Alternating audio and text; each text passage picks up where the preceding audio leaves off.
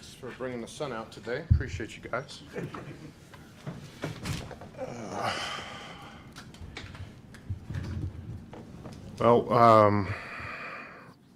After a couple of days to reflect, hell of a season for us. I don't know another way to put it.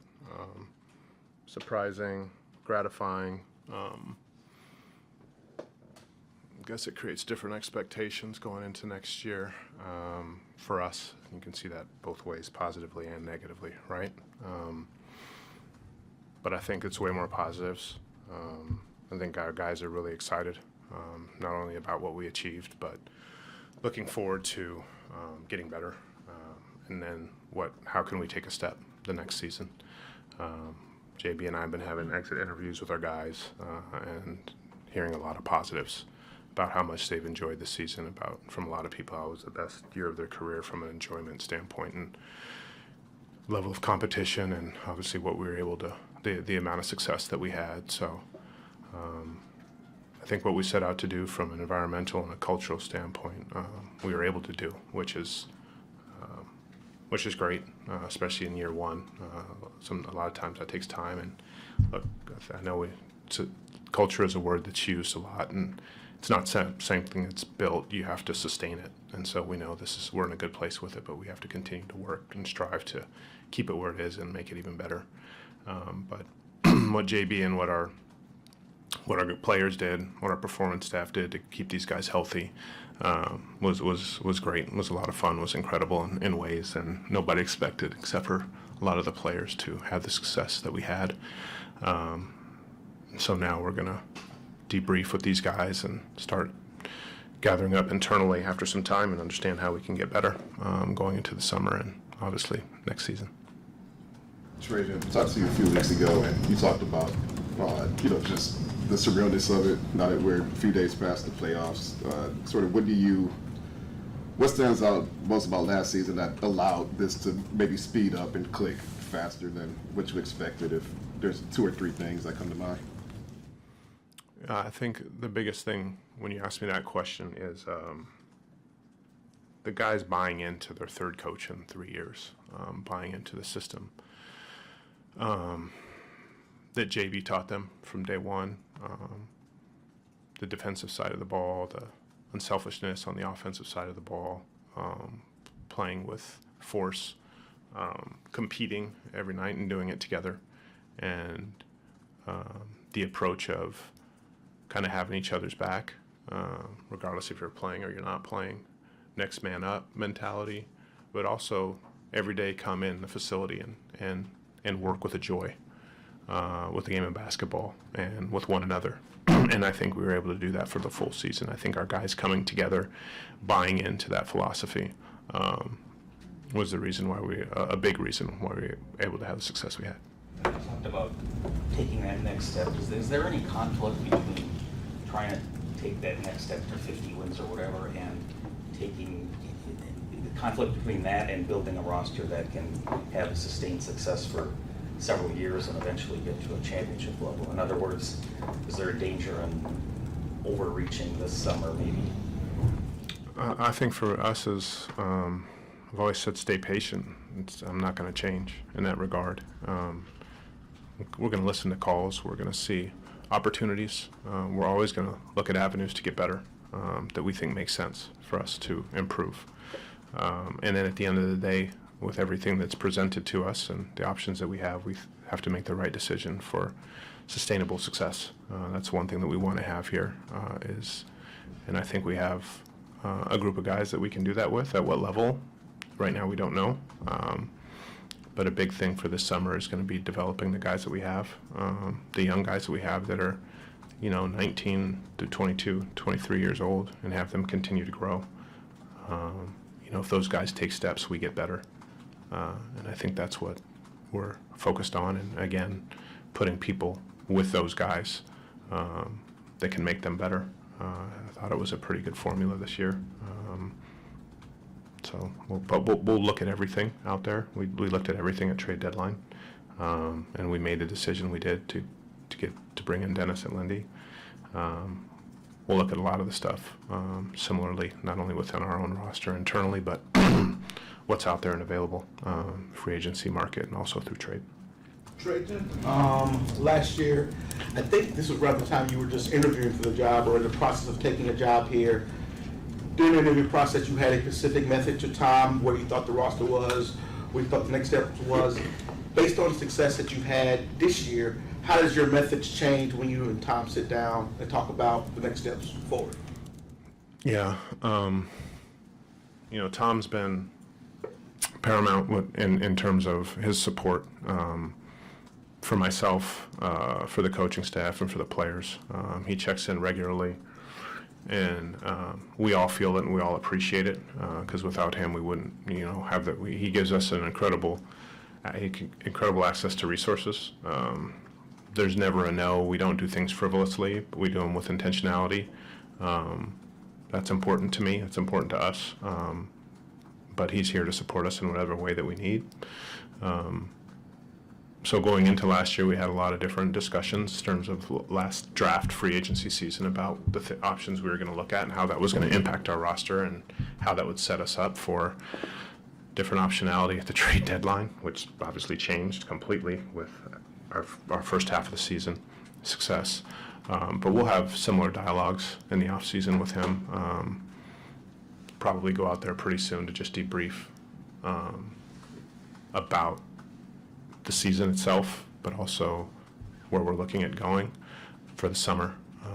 Thoughts that we've been having from internal meetings that we're actually starting to have right now. So he'll be kept in the loop. Appreciate his support, but also appreciate the different insights that he might have on this team and where we're going. Trajan, when you have a team that takes a big leap like you guys did this year, the prevailing theory is, okay, you got to make the next big step, get another guy to go alongside Cade. Can you tell now if you think you're at that stage, or do you need to learn more about the players you have? It's a really good question. I think you can. We have to learn more about our players, right? I mean, Asar played. This is second season, obviously a shortened first season, and he had a shortened second season because it didn't start on time, and really didn't have a summer either because of his blood clot last summer. So that's exciting for him, for us, that he's going to have a full summer to actually train as a pro that he really hasn't had yet, and for him to have the season that he had without a summer, without really a training camp, without the first month is pretty incredible, and that's something that we're looking at, seeing what that's going to be. I think JD took a huge step after the first 25 games. He was a different player the last 50, 60 games of the season, and he got off to a slow start, and we're hoping we're going to push him this summer as well, and I think he's willing to take that up to another level. And so I think if those guys take steps, we get better. Ron's 19. He didn't have a true summer either. He's going to have a whole summer with us in this building and in different places that, he'll have a summer league to train. And, those are, Stu will get healthy, and all these guys will come back, and there'll be a continuity with this, not only the roster, but with the coaching staff and his philosophy that this group has never had before. So I think that will be a positive through the summer and into next season as well. But the questions will be there about what do we do? Do we add another person, or do we just build from within? And again, like I said before, we'll look at all avenues and decide what the best avenue is for us. Would it be fair, Trajan, to say your biggest need would be a stretch 4 or 5, somebody who could shoot from the outside, and if not, what do you think is the biggest need going into next year? I'm not really going to pontificate right now about what that need is. We'll identify what those things are, but the need is one thing, but the availability and the options to bring said player in, whoever that is, it can be difficult too, right? You also need 2 to tango, whether that's free agency or trade. So we have to balance all those things and understand what's the best avenue for us to go down. Trajan, one guy I don't think you mentioned there was Jaden Ivey. How would you assess his season before getting hurt, and did anything he do over the first 2 months change the way you guys view his ceiling or his long-term potential in the NBA? Yeah, I probably didn't. Definitely didn't mention several players, so I apologize for that. Yeah, J.I. has a session today. He's down there working in the weight room and on the court. This has been painful for him. He's an incredible human being and teammate, and he's been supportive, but it's been hard watching our run and watching the playoffs and knowing how competitive he is. And, you know, he won 2 games for us. So in the end of the day, that's huge. And he had an incredible first 2 months of the season, and he helped us turn around. So I'm excited to see what his summer looks like and what he's going to look like coming back in the fall as well. He's a guy that impacts the game on both ends of the floor and in between in transition. So adding him to the roster that we have, I think will create an even more explosive dynamic and something else that our coaches and players can use to help us win games and have even more success. And I think he is going to come back a better version than he was last year.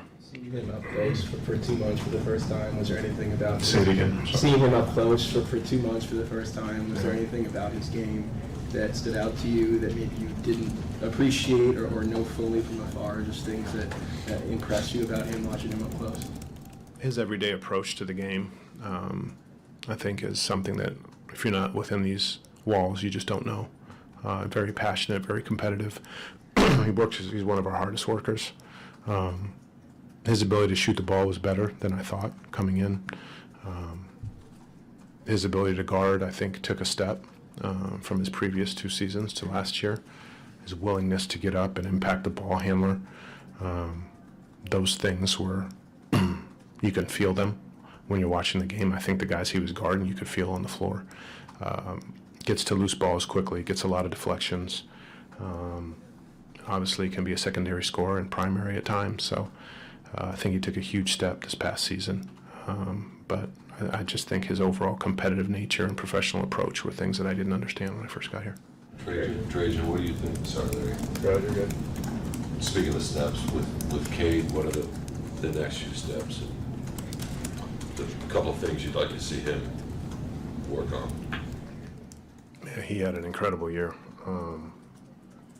Stats-wise, he was fantastic. He got better, but I think people that knew basketball already knew that he was a hell of a talent and he was capable of doing that, but he hadn't driven winning, and he was our main driver. He was the driver of winning for us this year. I think that's the biggest step, and it's the hardest step to take is turning your stats into actually meaningful things and driving winning. It's really, really hard to do. You know, I think he was looking at other people and had targets on their backs. And I think now he's going to have a target on his, where people are going to be like, well, I'm going against Cade Cunningham tonight. I'm going to get my rest because people are going to be watching.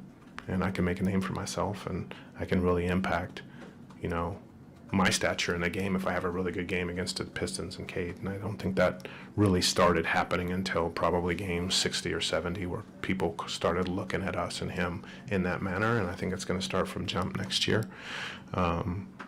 So I think the big thing for him is just, we've talked to him about it, just getting in elite shape. Obviously incredibly skilled, incredibly talented, understands the leadership part of it. Now has a little bit of late season experience and playoff experience, knows how that feels. So kind of understanding what you're training for in the summer. Once you've experienced it, you can train for it because you felt it. If you've never experienced playoff basketball, you can't understand the level you have to go to. And now he understands that, he's felt it, and so he should be training for first, second round of the playoffs and not training for game 45 anymore. And so being in elite shape, I think it will be a huge thing for him. As of right now, you guys don't have a first round pick. I think the pick started like number 32 somewhere early in the second round. As of right now, with the NBA Combine next week, what's your early projection and outlook of the draft as of right now? I think we're picking 37.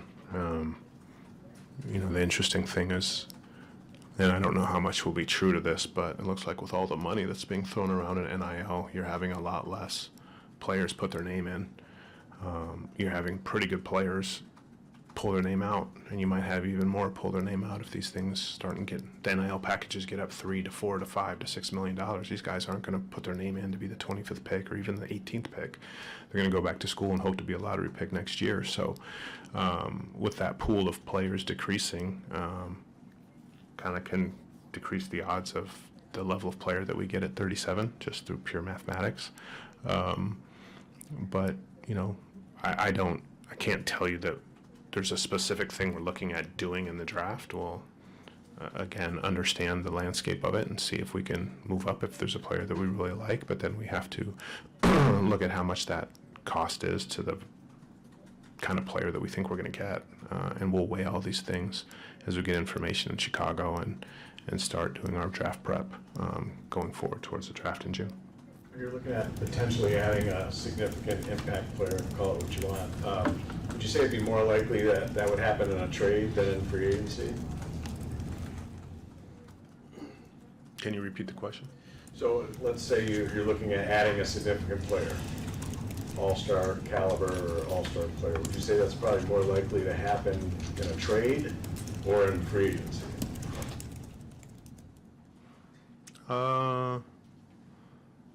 If we're looking at doing that, hypothetically, is that where you're going with this? Yes. Because that's okay. Hypothetically, if we were to do that, That was included in my okay. first question. Yeah, don't put that as that's something we're gonna do. I would assume it would have to happen through trade. I don't know how many all-stars are gonna come here in free agency right now. I think, and the amount of cap space that we have doesn't allow that. So it would have to be in a trade. Do you know yet your veteran, I'm sure you have an idea, but you haven't decided which of your veteran free agents, do you just run it all back, try to run it all back, or you're going to have to make some necessary tough choices there? Yeah, maybe some of them don't want to come back. Maybe some of them get bigger offers elsewhere. Maybe they get, I don't know. You know, it takes two to tango. A lot of them are free agents and they have their decisions to make. Look, all of them were great for us. I think they'd all be great for us coming back here in terms of what they did for us and how they fit with the roster that we have.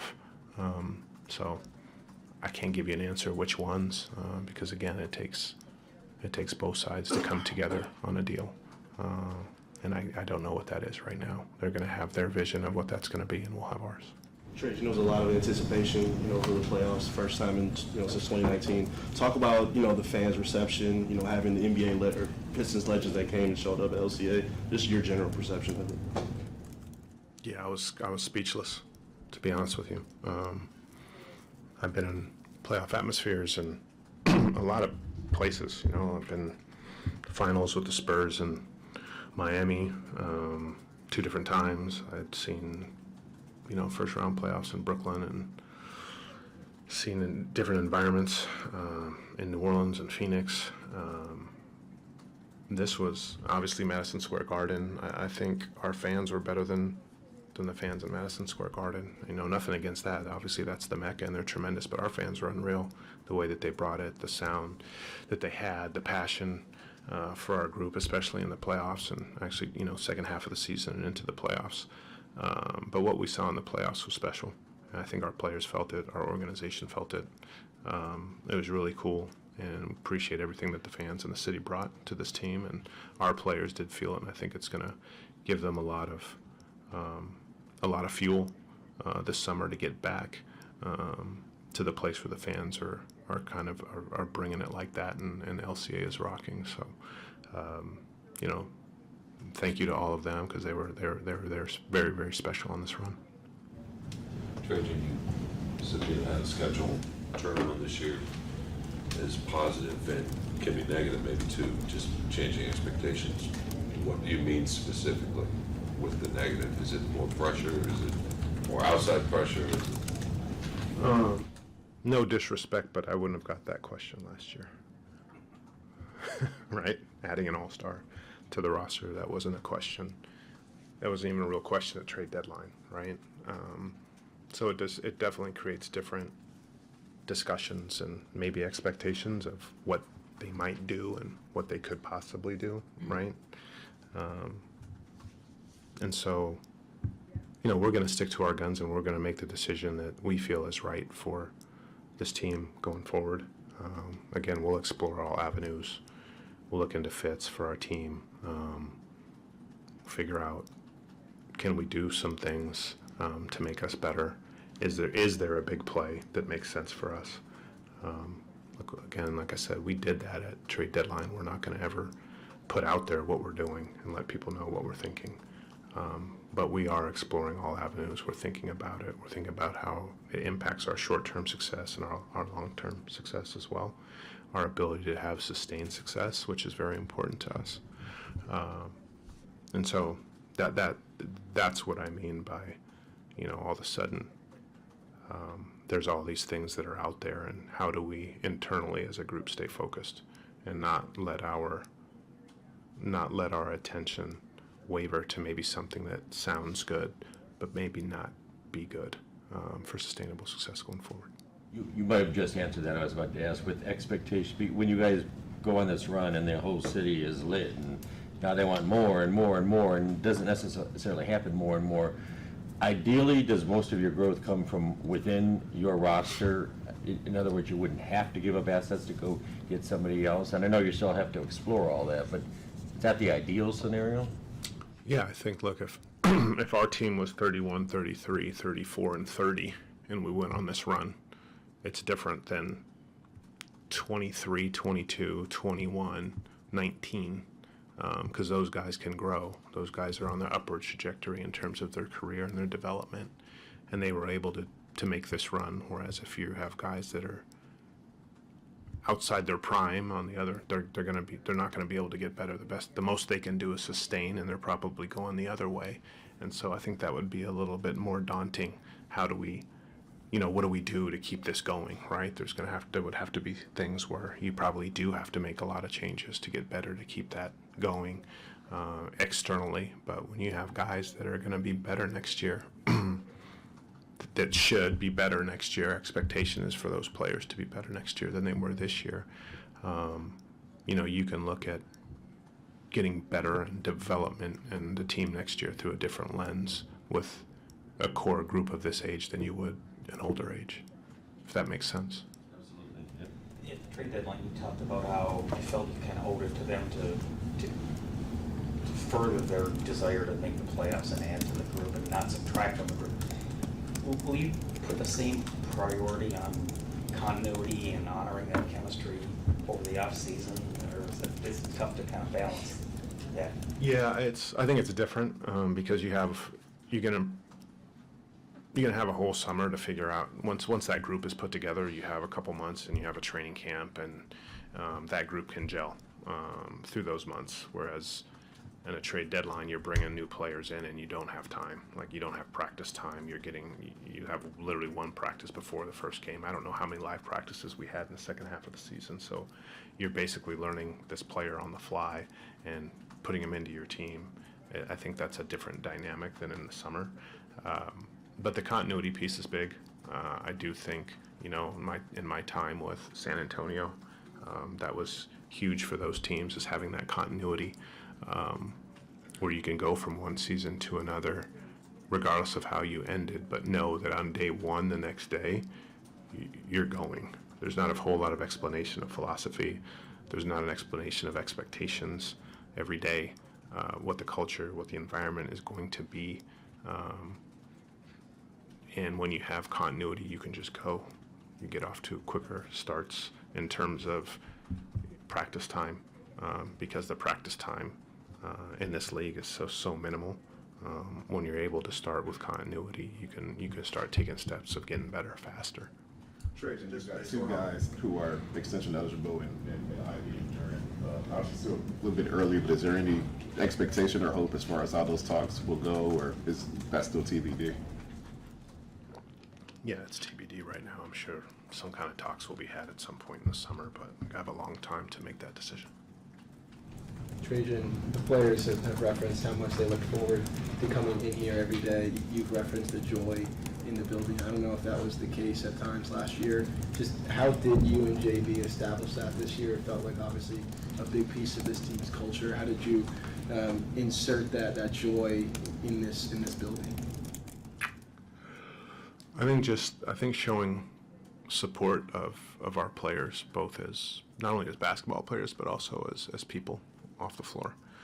I think that's the biggest thing, is showing them that you care for them as people, and how can you support them. A lot of them were coming here as whether it's trade or free agency, and letting them know that, you know, we're going to take care of you, we're going to take care of your family,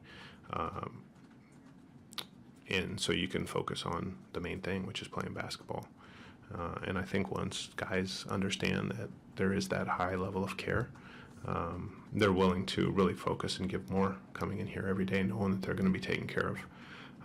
And then once they know that, you know, there is a support structure, you walk in the medical and performance team, and they know that when they walk in there, they're going to get their best every day. And they also know that if there's a problem, they can communicate it to, whether it's myself off the floor or JB on the floor, and they can be heard. That's an important piece too for these players, to understand that they have a say in what's going on, and they're not being dictated to.